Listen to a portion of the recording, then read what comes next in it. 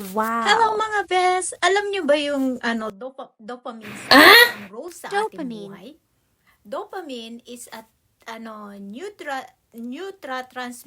transmitter that among others function plays a significant roles in rewarding certain behavior. When your dopamine release into specific area of your brain, the pleasure center, you get a intense sense of well-being similar to a high. This sense of well-being is what happens during exercise, when you are gamble, or eating great food, or something pleasure. One of the roles of dopamine is to sure you look for food so you don't die of starvation, and you search for a mate so you can reproduce. Without dopamine, our species would like to be extended by now. It is a pretty good things, right? Why your brain job is not to make you happy. Your brain's primary responsibility is not to make you happy, but to ensure your survival. So, bakit tayo minsan napipil natin na hindi tayo maging masaya? Kasi, if you want to be happy, you must actively control your emotion rather than hoping you'll be happy because it's your natural state. Well, discuss what happiness and how it works. Well, yes or no, in today's world, this reward system in many cases in the past of dopamine directly link to our survival. Now, it can be stimulate artificially. A great example of this effective in social media, which use psychology to suck as much time as out of your life. Have you noticed all these notifications that pop ups regularly? They're used to trigger trigger a release of dopamine so you stay connected. And the longer you stay connected to the more money the service make. Watching pornography or gambling also leads to a release of dopamine which can make these activities highly addicted. For unfortunately, we don't need to act each time our brain released by dopamine. For instance, we don't need to continuously check our Facebook feeds for nothing, just because it gives you as a pleasure shout of dopamine. Today's society is selling us version of happiness that can make us unhappy. When become addicted to dopamine, mainly because to marketing who have found effectively ways or to exploit our brains. We receive multiple shot of dopamine throughout the day, and we love it.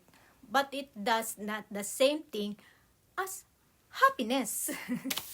To make control of your emotion, you must understand the role of dopamine plays and how it if affect your happiness.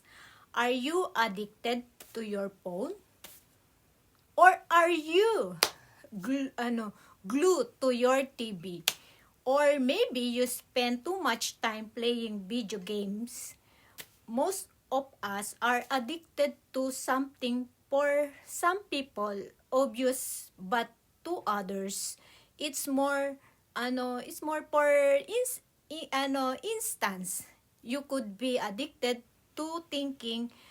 To better control your emotion, you must recognize the light of your addiction as they rob your happiness. So, ano ang isinasaksak ninyo sa dopamine ninyo?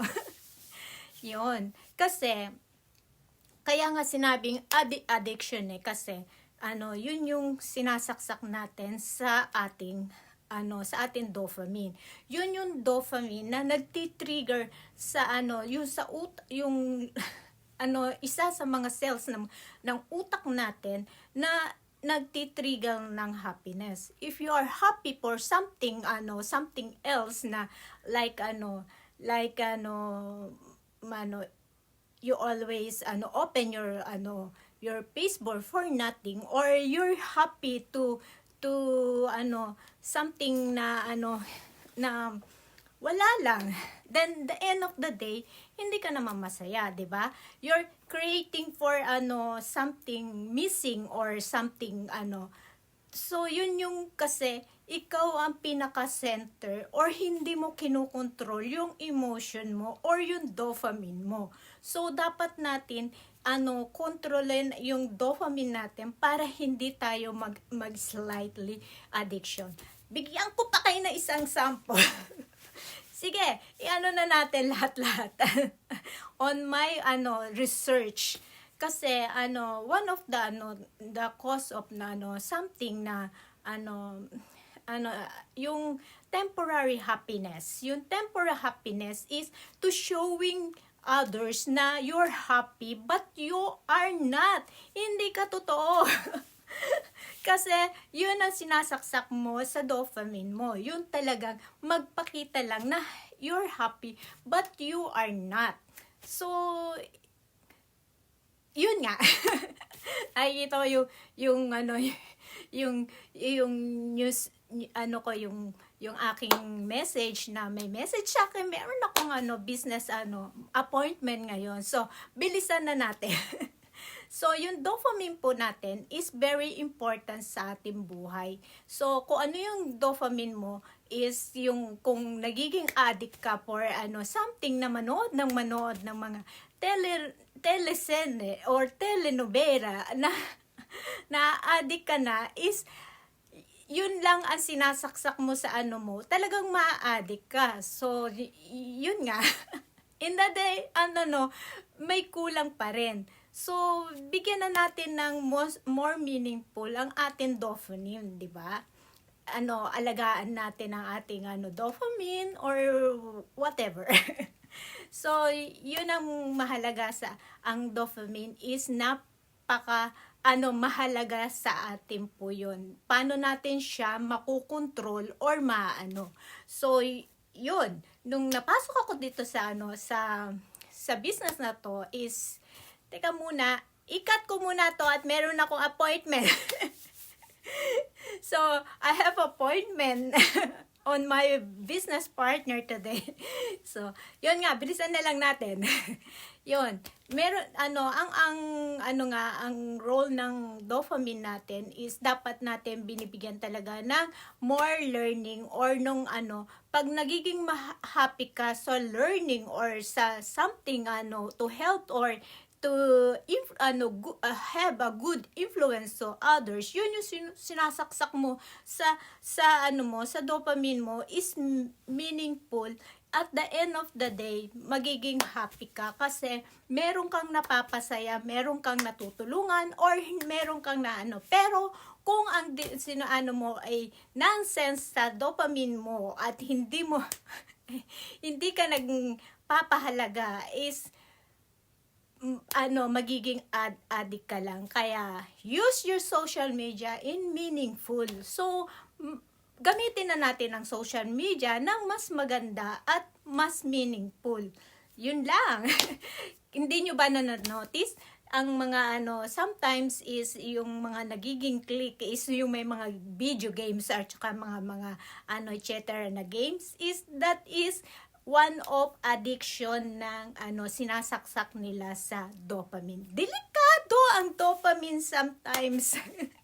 So saksakan na natin siya ng mas meaningful para magkaroon tayo ng true happiness in our life. So give us chance na learning and help to others na magkaroon ng mas meaningful ang buhay natin. So that's it. So kung interesado kayo na mas magkaroon ng meaningful or mas may bigay kayong magandang isasaksak sa ating dopamine is check my website www.rosalie-s.com po. Doon po marami kayong matututunan about business and self-development. So that's it po, and love you all. Sana po magkaroon tayo ng more meaningful life and more yun lang po.